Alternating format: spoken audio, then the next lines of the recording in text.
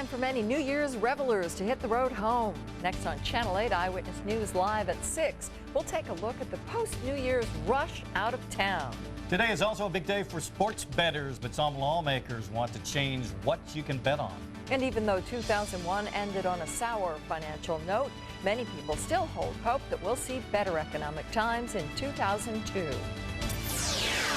You're watching Eyewitness News at 6 with Gary Waddell, Paula Francis, and Kevin Janison. You're looking at a live picture of I-15 from our camera on top of the Rio Hotel as New Year's revelers return home. Good evening. Thanks for joining us for this edition of Channel 8 Eyewitness News Live at 6. I'm Paula Francis. And I'm John Gilbert in for Gary tonight. The mad rush is on for visitors headed out of town after the New Year's celebration.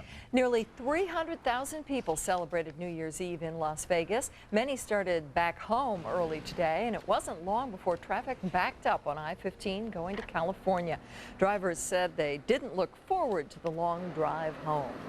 I think it's pretty crazy. I think that it's going to take a long time for me to get home, so I'm probably going to stay here a little bit longer.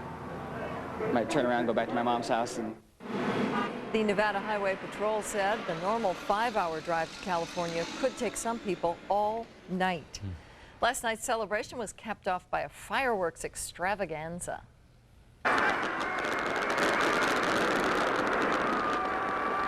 7-minute, 11-second fireworks show billed as the largest in the world lit up the Las Vegas Valley at midnight. Overall, New Year's celebration stayed under control. By midnight, Metro Police had made only 17 arrests. That's compared to some 300 arrests last year. Police also issued 56 citations, mostly for disorderly conduct. Getting the Strip clean after last night's activities was no easy task. It wasn't long after the crowds broke up that the street sweepers came in and casino work crews cleaned up Strip property sidewalks. Action Party Rentals, a local company, was also busy collecting 600 chairs, 60 tables, and 7 tents. The owner's family members pitched in to clean up the sticky mess at the 2002 block party. The junk left on the tables and all the extra beer bottles and everything spilled everywhere. It's like a big winery. The Strip was looking normal again by mid-afternoon, full of cars of people trying to go home. An estimated 500,000 revelers braved the cold to celebrate New Year's in Times Square. The big Waterford crystal ball fell at midnight, signaling the start of 2002. Graved on some of the crystal triangles of the ball, the home countries of the September 11th attack victims. About 7,000 police officers provided security during the celebration. Just after midnight, former Mayor Rudy Giuliani swore in New York's new mayor, Michael Bloomberg. Brilliant fireworks also set the sky ablaze in Washington state at the stroke of midnight. Seattle celebrated 2002 with a display of more than 4,000 fireworks at the Space Needle. As many as 40,000 people were expected to attend that event. But celebrations there didn't end on a peaceful note. Seattle police had to use pepper spray to break up a crowd that started a bonfire in the middle of an intersection. Several people were arrested. The new year brought a new mission for a group of U.S. servicemen and women in Afghanistan. Here's the latest in the war on terrorism. U.S. Marines left Kandahar by helicopter today to start looking for intelligence that could lead them to Taliban leader Mullah Mohammed Omar. They believe he may be hiding at a remote mountain village about 100 miles outside Kandahar. Omar is said to be traveling with up to 1,500 Taliban fighters. We probably had 5 times more Marines than we needed, but we always go with enough force that if things don't go the way we plan it, that we're prepared for the worst. About 200 Marines are also searching a compound once used by the Taliban and Al-Qaeda in southern Afghanistan. Meanwhile, Zacarias Moussaoui, the only suspect indicted in the attacks, will be arraigned in court tomorrow. And President Bush nominated an Afghan American to be special presidential envoy to Afghanistan today. Zalmay Khalilzad serves on Mr. Bush's national security team. New Year's Day means lots of college games, and that means lots of college sports betting here in Nevada. But will college sports betting remain legal? Eyewitness News is live. Eric Levine joins us from the Stardust Race and Sportsbook with more. Eric? John, Paula, good evening. Well, we can tell you that last year we were able to avoid a vote in Congress on the college betting issue, but this year the NCAA is once again trying to bring it up, and they've even hired a new firm in Washington to lobby for them, and that has sportsbook operators here in Nevada more than a little bit nervous. Running to daylight is Moore's got the corner. New Year's Day is a busy time at the Stardust Sportsbook, with customers like Rocky Watson placing bets on a host of bowl games. It gives the game a little more something to look forward to. You know, you look at the game and you're like, it's a good game. I wish I had something on it so then I could get more into the game. Still, betting on college sports could be gone if the NCAA's ongoing push to ban college betting is successful. Stardust Sportsbook manager Joe Lupo is worried about the economic impact such a move would have. And he doesn't buy the NCAA's argument that eliminating legal college sports betting will eliminate corruption in college sports. We're seeing a lot of wagering going offshore to the Caribbean, and nobody is watching over these games. Nobody's watching how numbers are being moved. And a ban on college sports betting wouldn't just hurt local sports books, but also college sports fans as well. Many who plan trips to the Valley just so they could bet on college sports. I make 5-6 trips a year out from Florida to bet football, basketball, etc. Yeah, I think it would definitely, it would stop my trips from coming out because I'm not a real big table player. Still, the NCAA has been doing all it can to shut down Nevada sports books, and the issue could come up for a vote again in Congress this spring.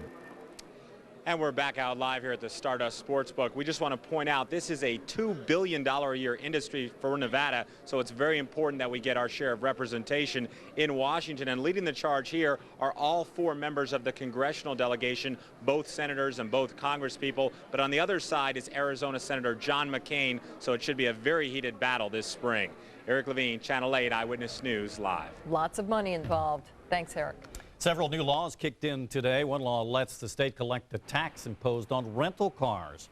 Before now, revenues from the tax went to the rental car industry. The new law is expected to rake in $22 million this year alone.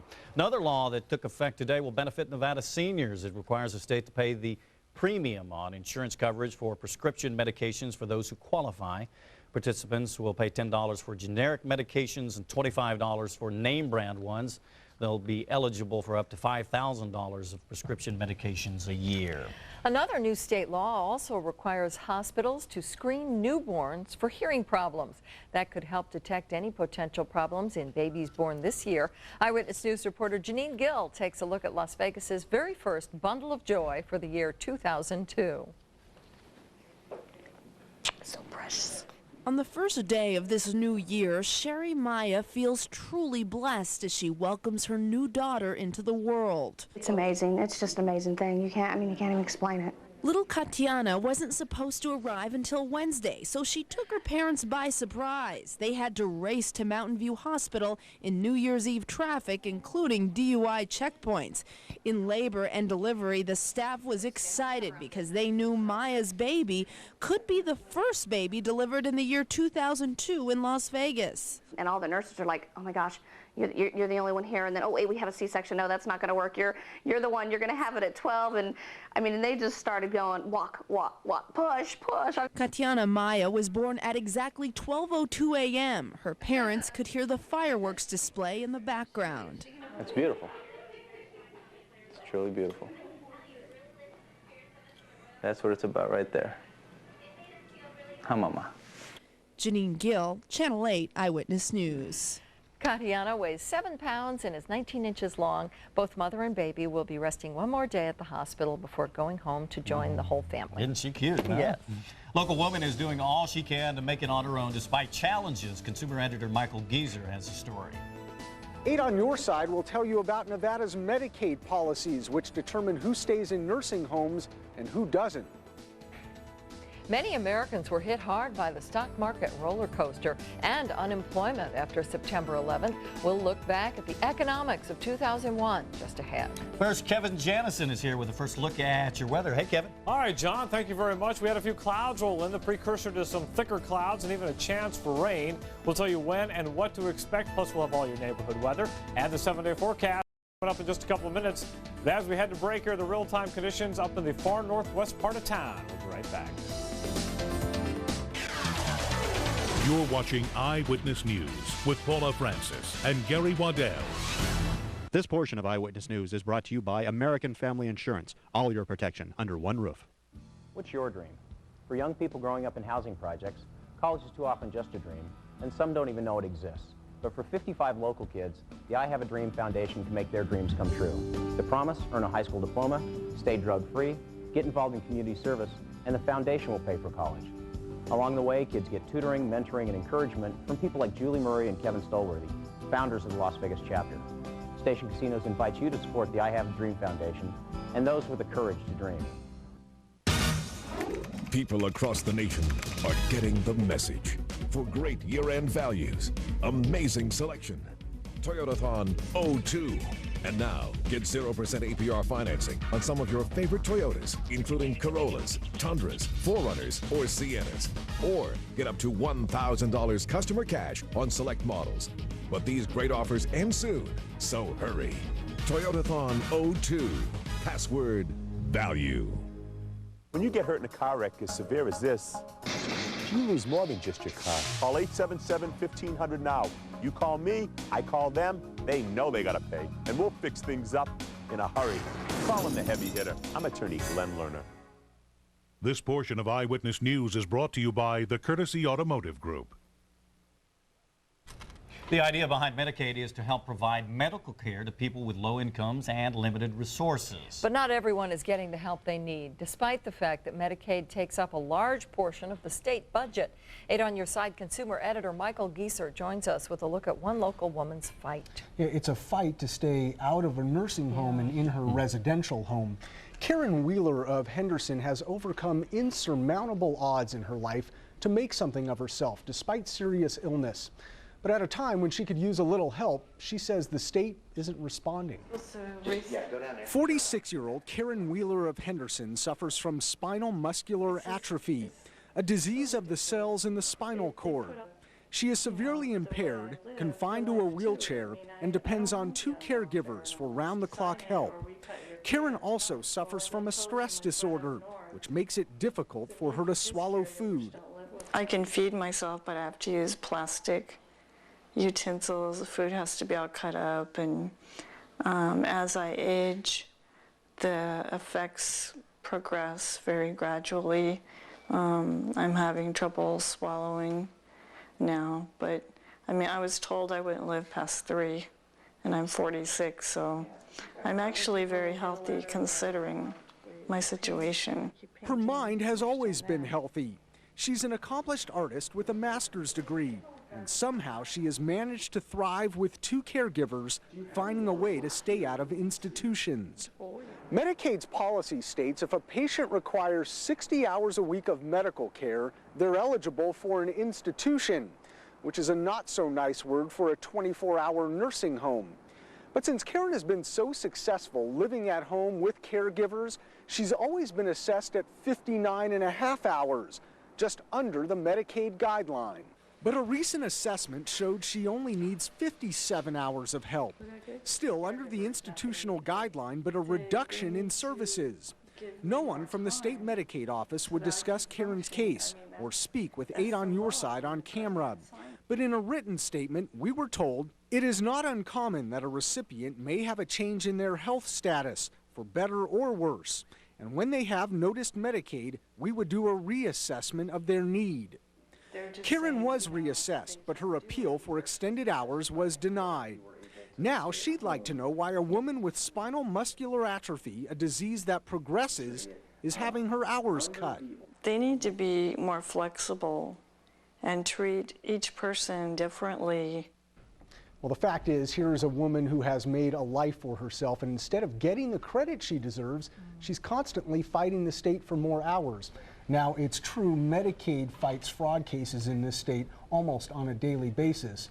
But from our perspective at 8 on Your Side, this is clearly not one of them. Karen's a very deserving person, too. She sure is, and so her fight with Medicaid will continue. And of course, we hope to help other people out there. And if you want to reach us, you can. The number is 650-1908. I also want to just take a minute to encourage people to log on to KLAS-TV.com and send your requests and concerns to the website, because I'm on the web as well, and it's easy to answer people's questions and concerns there. So there you have it. Thanks, Michael. Sure.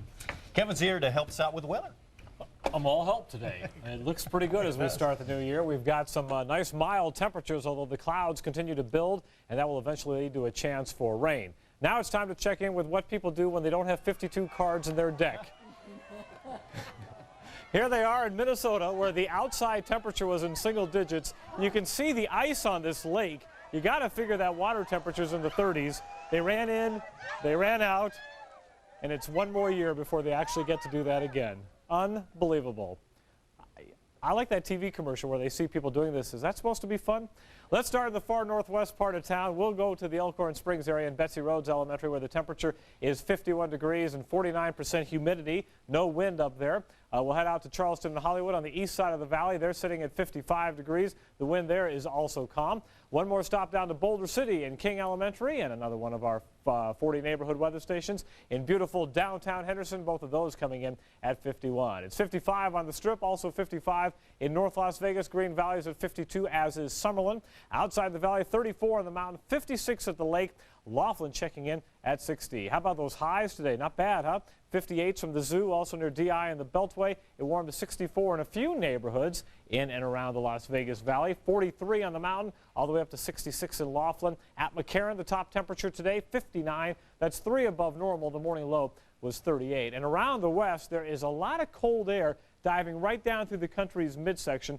Denver had a high of 24, Salt Lake City at 34, downtown LA 66 degrees. If you saw any of the parade this morning, for those folks, they were bundled up. Early in the morning, it was only in the 50s. Snow falling deep in the heart of Texas, even some snow showers in portions of south central Mississippi and Alabama, Louisiana, getting a little bit of sleet down there. We're watching the next system already producing rain in Northern California. Most of that moisture will go well to our north, but bands of clouds will continue to slide through southern Nevada. Excuse me. Thicker clouds due in tomorrow. The front itself is just off the California coast. You can pretty much see where that front is, area of low pressure up here, and the cooler air will come in behind the front. But the moisture increasing here along the southern part of the front, and that's what we think will come in and give us a chance for rain tomorrow. Breezes will hold off till Friday. It's not a significant chance, and if it does rain, tomorrow won't be until late tomorrow night into Thursday. 40 degrees for the low temperature with waves of clouds coming on through. Tomorrow, look for a 56-degree high. Not quite as warm because we're expecting more clouds, and they'll get here early and they'll get here often. Up on the mountain, look for snow, most likely tomorrow night.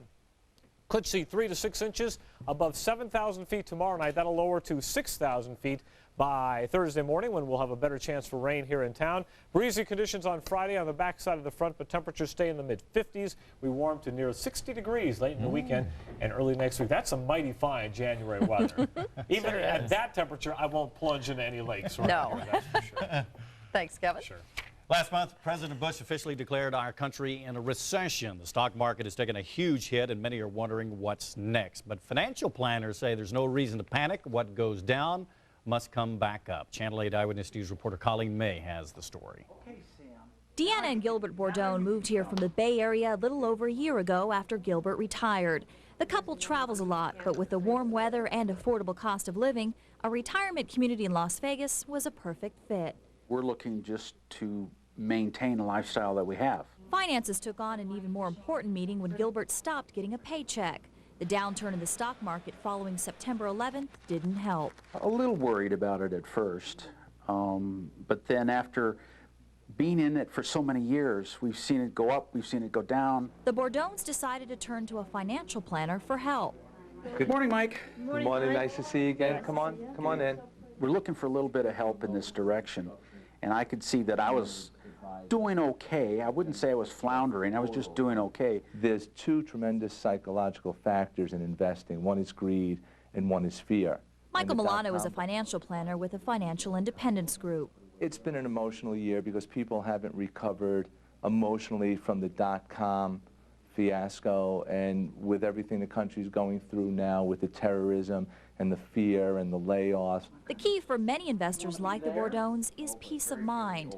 Milano says there's no reason to panic. When the Fed reduces rates as much as it has, businesses can go out and borrow cheaper.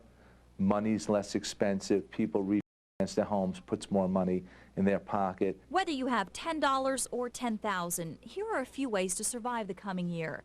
Try and reduce your debt, especially high-interest credit cards.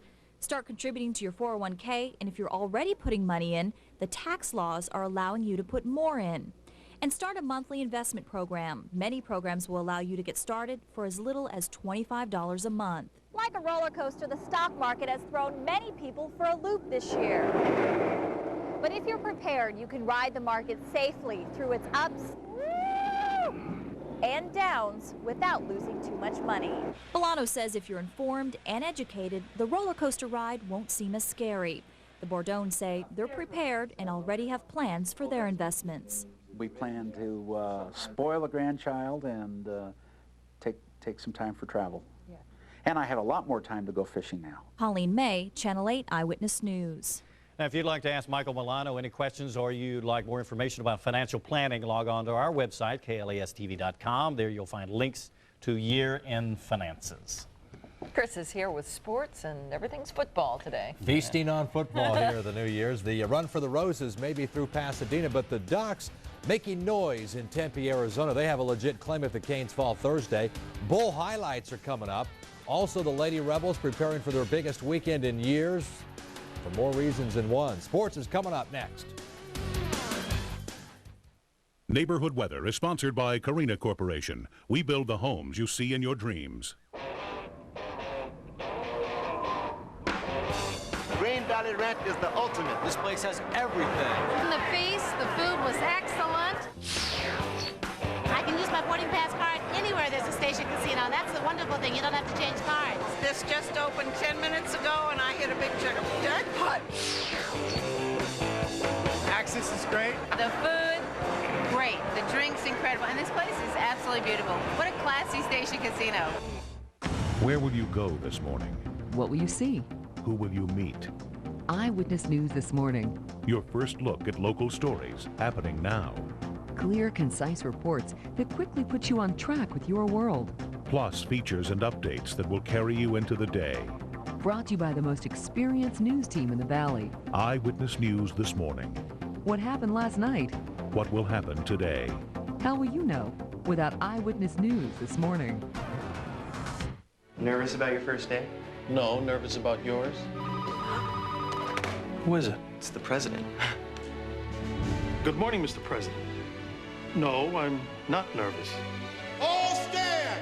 The Supreme Court of the United States. Joseph Novelli is the Supreme Court's newest justice. Good morning. May God bless you and give you wisdom. Let's go make history. Joe Mantegna. I'll do my best to fulfill your trust, Mr. President. First Monday, series premiere CBS January 15th. Hey, I'm Butterbean. Last time I was at the surf buffet, the chef tried to cut me off. So me and the chef had a heart-to-heart talk. Now everyone can eat all they want at the surf buffet. There's always plenty to eat at the surf buffet, even for those with big appetites. The food never stops coming because it's open 24 hours, so you'll never leave hungry. You don't mind if I have dessert, do you? Do you like some? The surf buffet at the Boardwalk Casino on the Strip between Bellagio and Monte Carlo. This portion of Eyewitness News is brought to you by the Courtesy Automotive Group.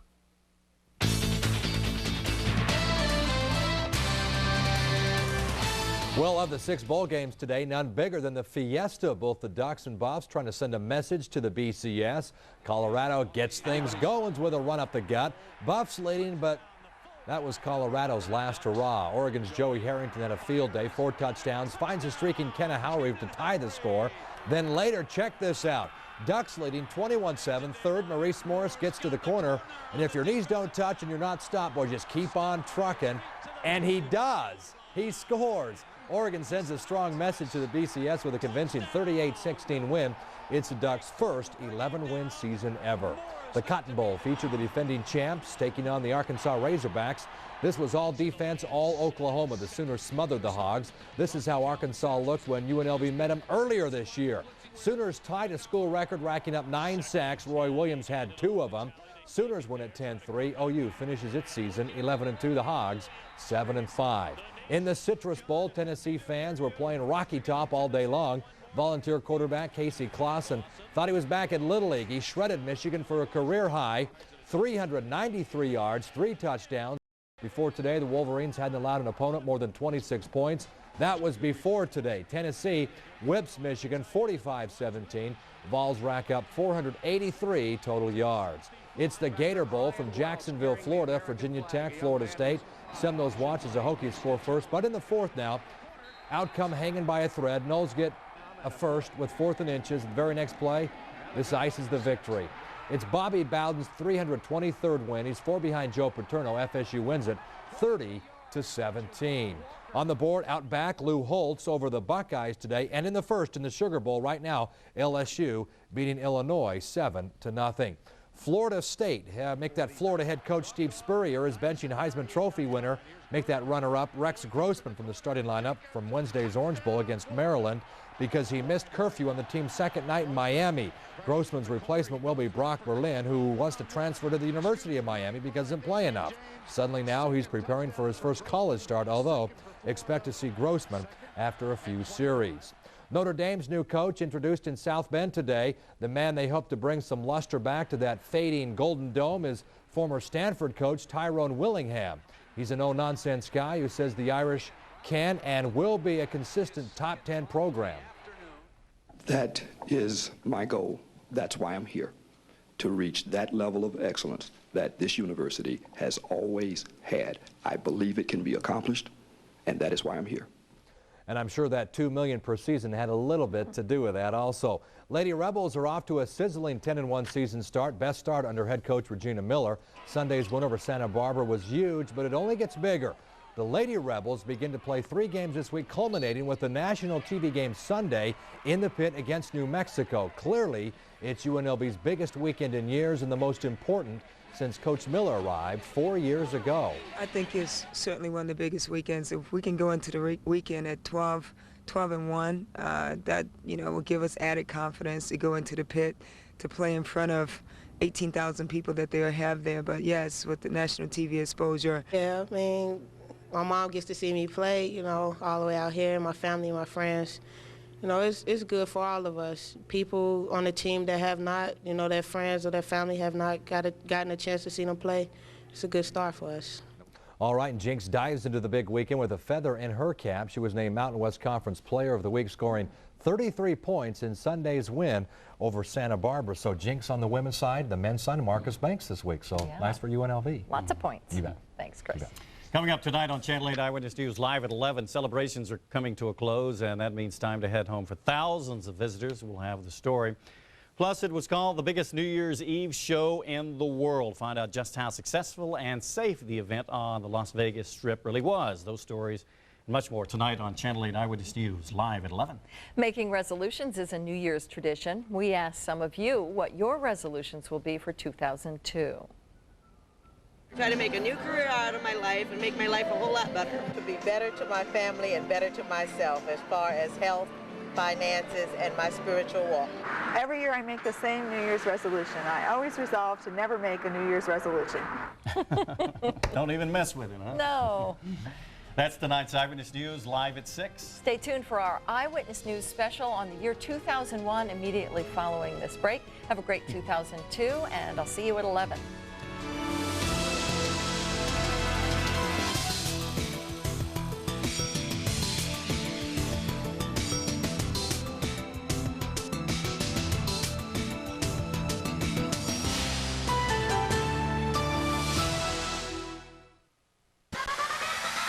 On location, E.T. is there. On the set, E.T. is there. So if you can't be there yourself, watch the show that is. At the Emmys, at the premieres, at the season's biggest events, E.T. is always there. Entertainment Tonight. Weeknights at 7 on Channel 8. People across the nation are getting the message. For great year-end values, amazing selection, Toyotathon 02. Now get great customer cash offers on Corollas, adventurous 4Runners, powerful Tundras, roomy Siennas, or funky Echos. For example, take home Echo now with $1,000 customer cash, but it ends soon, so hurry. Toyotathon 02. Password value. Nervous about your first day? No, nervous about yours. Who is it? It's the president. Good morning, Mr. President. No, I'm not nervous. All stand! The Supreme Court of the United States. Joseph Novelli is the Supreme Court's newest justice. Good morning. May God bless you and give you wisdom. Let's go make history. Joe Mantegna. I'll do my best to fulfill your trust, Mr. President. First Monday, series premiere CBS January 15th. Inside Edition. Struck by a moment in the story. What was that day like? Seconds away from the truth. What's the truth? What is the truth? So sudden. Oh, God. So real. That's what you're never prepared for. Unscripted storytelling. You told her she'll probably die. Captured in a moment. What you're doing is against the law. Inside Edition. Telling a powerful story. Weeknights at 7:30 on Channel 8. Young volunteers bring something very special to our world. The vision of a brighter future. They don't volunteer to win awards. We think that makes them even more deserving. If you know middle or high school students who are doing award-winning volunteer work, encourage them to ask their school principal, Girl Scout leader, or 4-H leader how to apply for a Prudential Spirit of Community Award. Or call 1-888-450-9961. Because young volunteers have a winning spirit that we think is worth celebrating. You're watching Channel 8, home of Eyewitness News.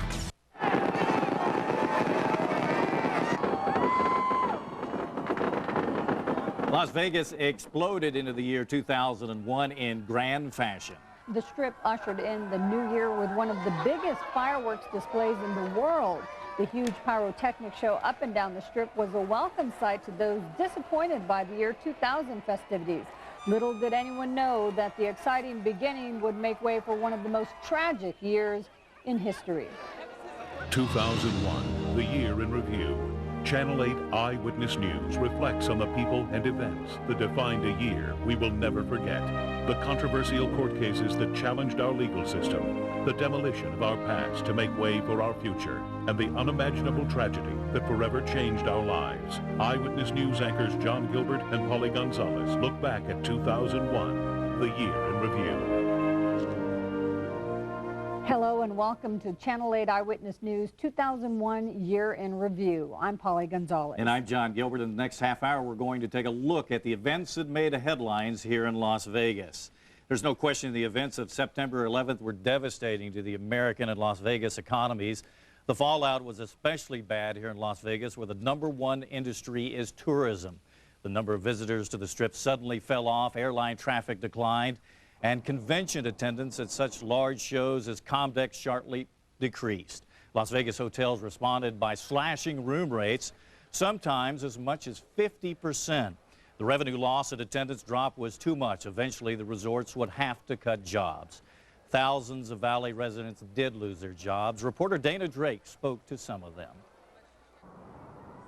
It's scary. Barry, it's scary. 500 Aladdin Resort employees got this letter at the end of their shift. It says they're out of a job.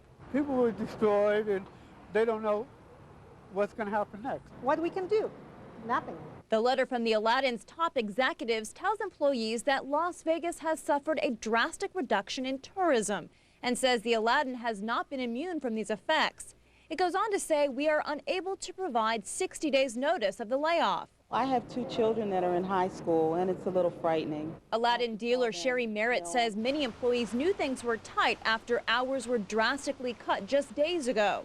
But she and many of her coworkers say they didn't expect to be without a job this soon. I didn't think that we would be affected so quickly.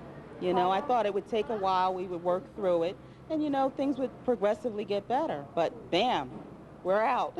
I feel like they reacted too quickly. Aladdin's employees aren't alone. Park Place Entertainment, which operates the Bally's and Paris resorts in Las Vegas, laid off nearly 500 people so far. And Mandalay Bay properties, including the Luxor and Monte Carlo, laid off an unknown number of employees. The Hard Rock Hotel says it laid off nearly 100 workers, and that same number of people are without jobs at New York, New York. But that's just the beginning for the MGM Mirage properties. It's across the board. It's restaurants, theaters, the casino, obviously the hotel division, administration, everywhere. MGM Mirage spokesman Alan Feldman tells News One the extent of the layoff will be decided in the coming weeks. But he says with nearly 40,000 employees in Clark County, the number of layoffs could soon enter the thousands. Looking down the road over the next few weeks, it doesn't look like we're going to be anywhere near back to normal for a while. And those Strip employees heading to the unemployment line have a word of caution for those who haven't yet lost their jobs. Go to work every day and thank the Lord you got something. Dana Drake, News 1.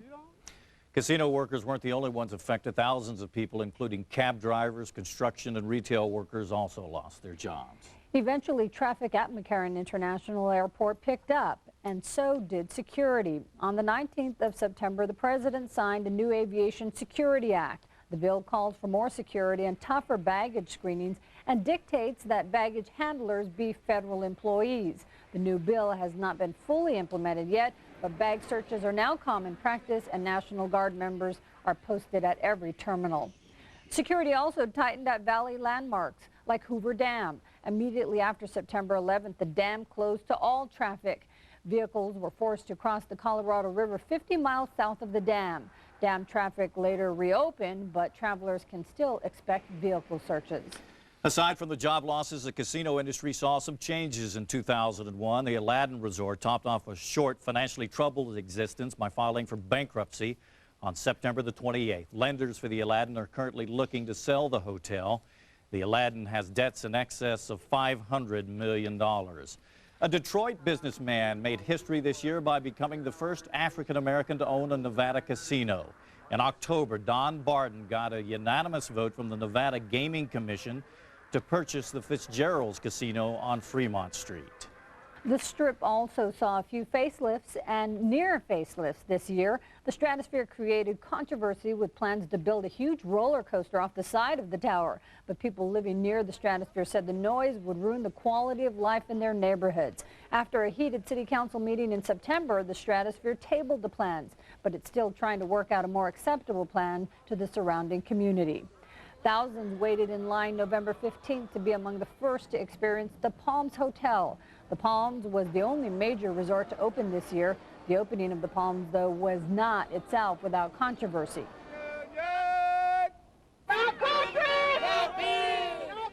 Less than a month after the grand opening, union workers picketed the property, upset over the fact that it was non-union. Palms supporters argued that while other casinos were laying people off, the Palms was providing thousands of new jobs.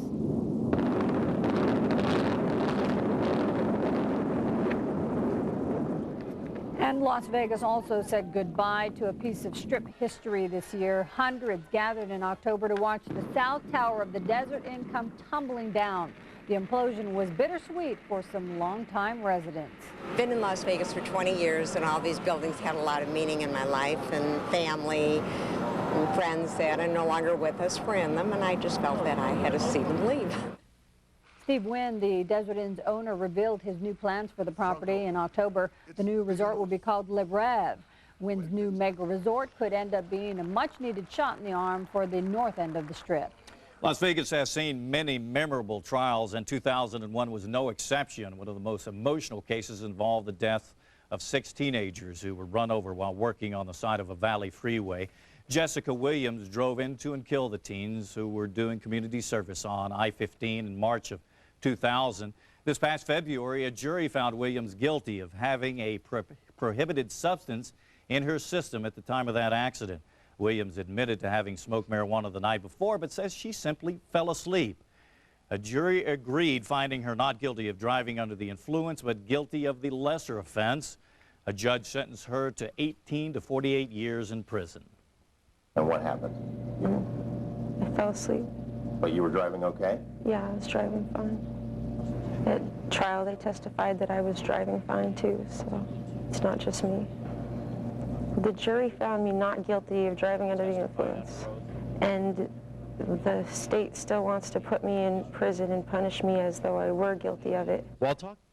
Williams' lawyer has appealed the decision to the state Supreme Court, citing a mishandling of evidence and a contradictory marijuana law.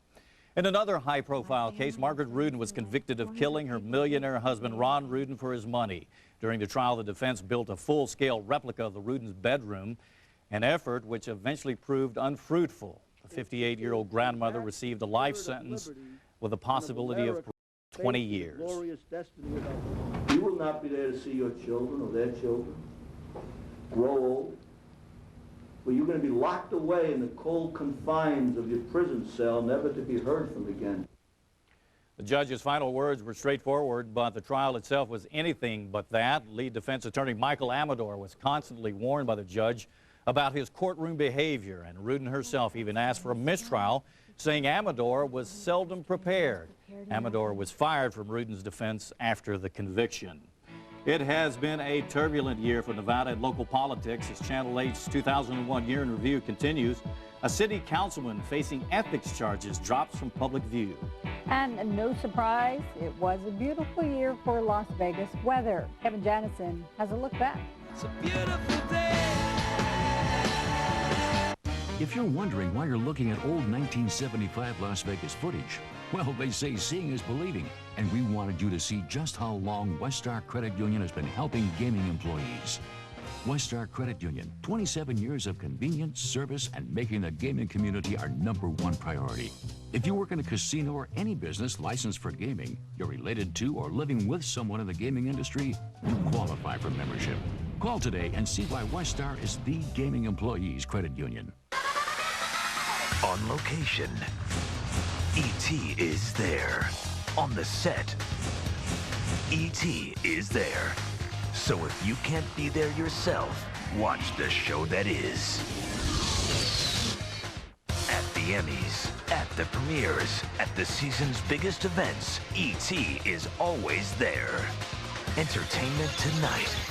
Weeknights at 7 on Channel 8. Where will you go this morning? What will you see? Who will you meet? Eyewitness News this morning. Your first look at local stories happening now. Clear, concise reports that quickly put you on track with your world. Plus features and updates that will carry you into the day. Brought to you by the most experienced news team in the Valley. Eyewitness News this morning. What happened last night? What will happen today? How will you know without Eyewitness News this morning?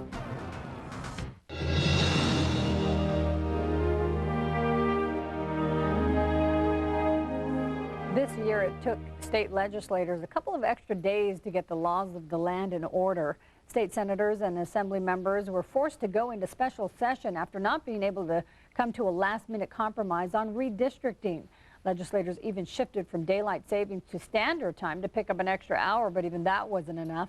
Boundaries for Nevada's new 3rd congressional seat were eventually adopted in July's special session.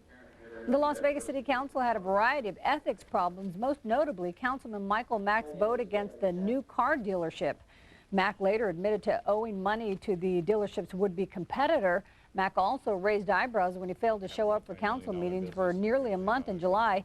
He recently filed for bankruptcy protection. Councilman Mack reportedly owes millions to creditors. His ethics hearing will be held early next year. One of the hottest issues in the Las Vegas Valley this past year was an initiative to build a children's hospital. Critics of the ballot measure maintain that Clark County doesn't need another children's medical facility. Voters agreed, turning down the issue. And this year, a proposed nuclear waste dump 100 miles north of Las Vegas at Yucca Mountain continued to be a major issue. In November, the Las Vegas and Henderson Chambers of Commerce withdrew from the national organization because of its stance on Yucca Mountain. The General Accounting Office also issued a report urging President Bush to hold off on making a decision about the site indefinitely because of technical and financial problems. 2001 may be summed up as the year that never was in terms of weather. But there were a few days when the sunshine made way for some serious weather. Channel 8 Eyewitness News weather anchor Kevin Janison has the year in weather. 2001 was not a weather odyssey. But for a place that sees more than 300 sunny days a year, we still had our share of action. January began with a few puddles, 2 separate streaks of rain over 4 consecutive days, highlighted with nearly 1/3 of an inch falling on January 27th. Just over a week later, it was some of that famous Las Vegas Valley wind which kicked up. Gusts over 50 miles per hour caused damage to casino signs. The very next day, February 7th, a few flurries fell over parts of town, with more significant snow heading up Kyle Canyon Road. Late in the month, a very unusual occurrence, 21 consecutive hours of rain. In fact, it rained 5 straight days to end February, leaving the month with nearly 2¼ inches of water, more than half the annual average. May was the warmest on record. It reached 100 on the 9th and 105 on the 24th. That seemed pleasant compared to July 2nd, when the mercury soared to 113 at McCarran, and some valley neighborhoods topped 120. For a while, it appeared July 4th fireworks festivities might be rained out. Strong thunderstorms pushed into the southwestern part of the city. There was even the need for a swift water rescue. But those storms died quickly, and the fireworks shows went on as scheduled. Just 2 days later, thunderstorms served up nearly ½ an inch of rain. And that was it. That was really it. The usual monsoonal storms were non-existent. We entered a stretch of 106 consecutive days without measurable rain. And then it got cold. Mount Charleston received their first snow on November 13th. And December saw more snow too. But now the cold air was blasting into the valley. And now on to the forecast challenges of 2002. Have a great holiday season. Coming up, a look back at the top investigative stories of the year. The Channel 8 I-Team interviewed some of the state's most notorious convicts and went after a small army of suspected bad guys. Also, from hoops to the gridiron to golf, sports director Dave McCann will take a look at the top sports stories of the year. It wasn't only a career change, it was a change in our lifestyle. I'm really proud of her. I think she'll get ahead very fast. Thanks to my education, the family and I feel much more secure. ITT Technical Institute. Education for the future. To find out more, call 1-800-ITT-TECH or visit us on the web. Now you can take advantage of our 3-day-a-week programs, a more flexible schedule to reach your goals. Call 1-800-ITT-TECH today. Channel 8 was Nevada's first television station. In the early years, the news department consisted of a few cameras and a handful of people with a commitment to good, basic journalism. Today, Eyewitness News has everything we need to cover the news in our rapidly changing valley. We've got the manpower and the technology. But the one thing we rely on the most, we've always carried with us, the belief that good news coverage begins with responsible, informed journalism. Here at Channel 8, that's something that will never change. I'm honored to speak on behalf of a great American institution of charity and compassion, the United Way. Strong communities provide hopeful answers to many problems. Mentors for children, treatment for drug addicts, shelter for the abused and homeless. All of us have a responsibility to promote these efforts, now more than ever. I encourage all Americans to support their local United Way, to help build and rebuild communities we can be proud of.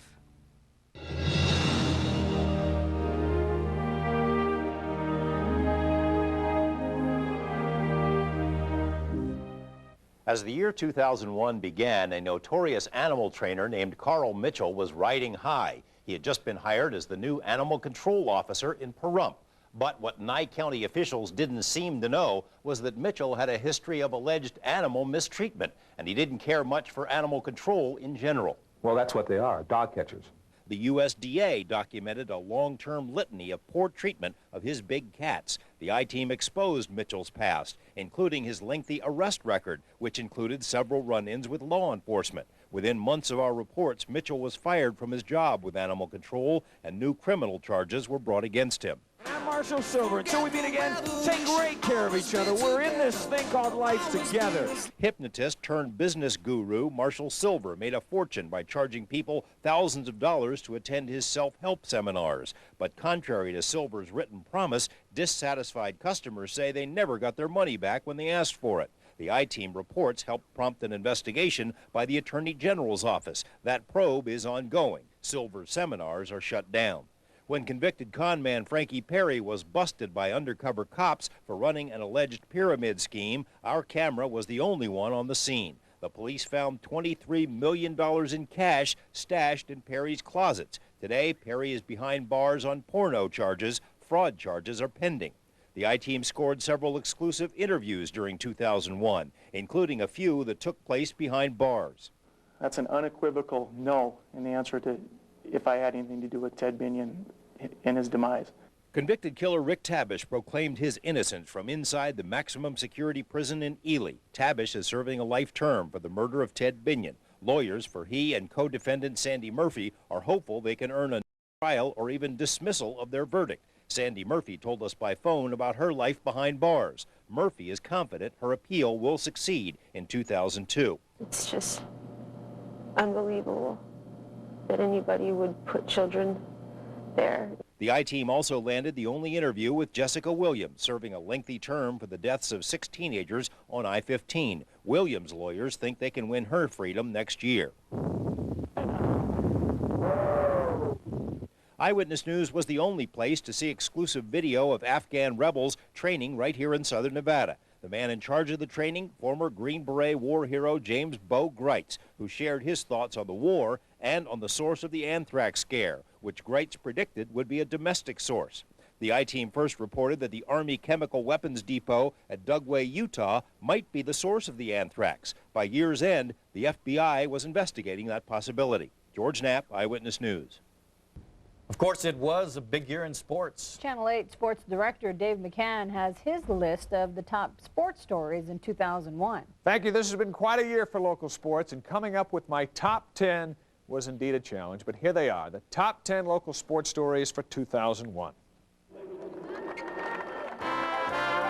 Number 10, Lady Rebel basketball star Linda Frulich becomes the all-time leading scorer at UNLV. Linda broke the old record of 1,892 points with a 22-point performance earlier this month at Nevada Reno. Number 9, after 16 years of tournament golf in Las Vegas, the Senior Tour pulls out of Southern Nevada.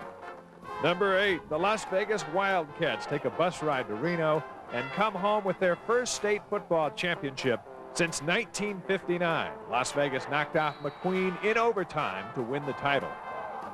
The 7th biggest local sports story involves the biggest Las Vegas fight of the year. Lennox Lewis knocked out Hasim Rahman at Mandalay Bay to win back his heavyweight championship.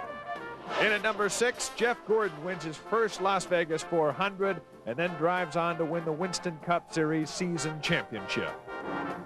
Number 5, for the first time ever, the Los Angeles Dodgers play baseball at Cashman Field. The 4th biggest story of the year has 2 parts. UNLV's football team struggles to a disappointing 4-7 season. Along the way, athletic director Charlie Cavanero announces his resignation, and John Robinson agrees to serve as both AD and head football coach. Number 3, Las Vegan Tasha Schweikert wins the U.S. Gymnastics Championship and sets her sights on Olympic gold. The 2nd biggest story of the year involves the birth, the life, and the death of the XFL. The Las Vegas Outlaws attracted quite a crowd to Sam Boyd Stadium, but poor national television numbers led to the league's early demise. The biggest sports story of 2001 is the quest for a new basketball coach at UNLV. Rick Pitino campaigned for the job on national radio. He discussed it for 2 months with school and civic leaders, only to say no thanks. UNLV responded by hiring Charlie Spoonhour, a coach with a proven record, a clean slate with the NCAA, and a determination to restore Rebel basketball to a level of respectability. There they are, my top 10 local sports stories for 2001. It was fun to cover. We're glad you watch. I'm Dave McCann, Channel 8 Eyewitness Sports. In 2001, the world witnessed the worst act of terrorism on American soil. Next on Channel 8's 2001, a year in review, September 11th, a day when thousands died, but a nation united. Where were you when the world stopped turning on that September day?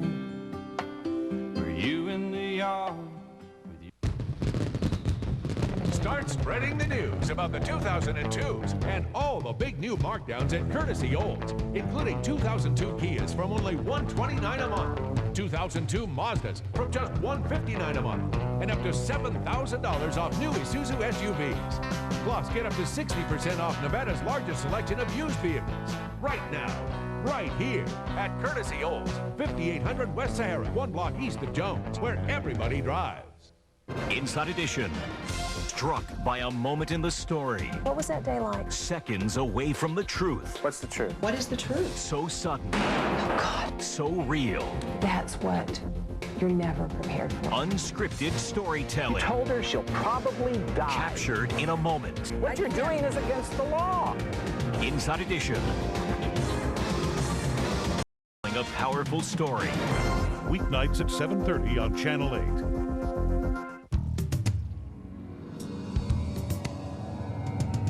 These are not the places to leave an unwanted baby. You have an alternative. Call today for more information about Safe Haven for Babies. A new law says you can leave your unwanted newborn at any of these places. No questions, no blame. If you need to call, call now.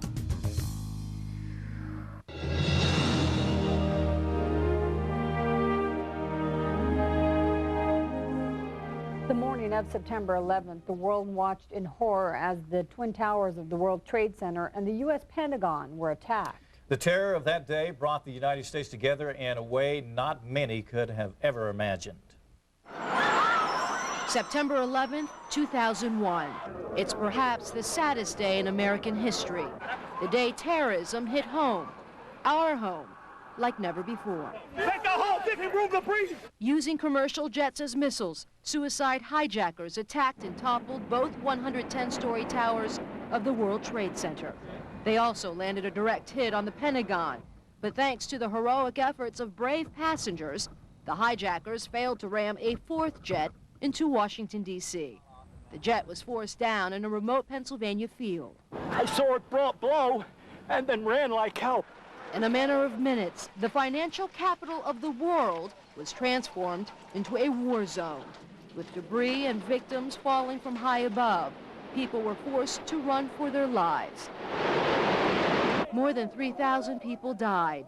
Office workers, airline passengers, and hundreds of rescue workers killed trying to save the lives of others. This is terrible. We lost tons of guys. The images from September 11th and of the days that followed will never be forgotten. Devastated, New York City firefighters in total disbelief that 343 of their own could be lost.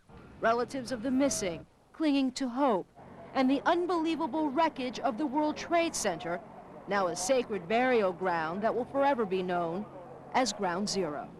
But out of the sobering tragedy, patriotism blossomed. Any supplies at all? Proud, determined Americans ate to help in any way possible. This is America, this is New York, and these people need people down there right now. New York City Mayor Rudy Giuliani led his city throughout the darkest days of the tragedy. He became the cheerleader, not just for New York, but for a nation, for the spirit of America.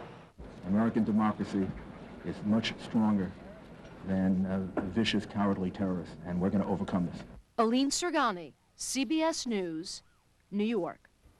The Las Vegas community also suffered losses in the September 11th attacks. Barbara Edwards, a teacher at Palo Verde High School, was a passenger on the hijacked American Airlines Flight 77 when it crashed into the Pentagon. John Puckett, a longtime Las Vegas resident and musician, died as he was working at the World Trade Center at the time of the attacks. Much of Puckett's family lives here in the Valley. He left behind his fiancée and 2 small children. Las Vegas gave an overwhelming response to the victims of the terrorist attacks, and Channel 8's Red Cross Victims Relief Fund Drive. Valley residents and businesses donated more than $1.2 million. In the following economic slump, Las Vegas once again delivered by donating more than $151,000 to United Way's Displaced Workers Fund. Despite the tragedy we lived through this year, Las Vegas saw its share of survival stories, some of which bordered on miraculous. In August, a Las Vegas-based tour helicopter crashed near the Grand Canyon, killing 6 people on board, but one of those passengers survived. 25-year-old Hannah Daskal suffered critical injuries and wasn't expected to live. In the months since the crash, her condition has been upgraded to serious, and doctors hope to move her back to her native New York soon to be near her 2 children. In September 2000, Las Vegas fire captain Nathan Pahacek was in a coma after being hit by a drunk driver. Months later, he was released, bound to a wheelchair. This September, however, Captain Pahacek was fully recovered, pounding the pavement with his fellow firefighters, raising money for his fallen comrades in New York City. And in April, Nevada Highway Patrol Trooper Bobby Kinsel was hit by a suspect in a high-speed chase. He sustained critical head and brain injuries. Doctors told his family he had a 2% chance of living, but he pulled through. And now I'm hurt. Maybe it'll take a year, maybe it'll take 2 years. But I want to get healed again. My voice, my eyes, my legs, everything is hurt, but I'm not dead. Trooper Kensel says he fully expects to recover. He also says he forgives the man suspected of hitting him. And we wish him the very best. We sure do. Thank you for joining us to take a look back at the events that shaped our lives here in the Valley for 2001. From all of us here at Channel 8, we hope you have a happy and healthy new year.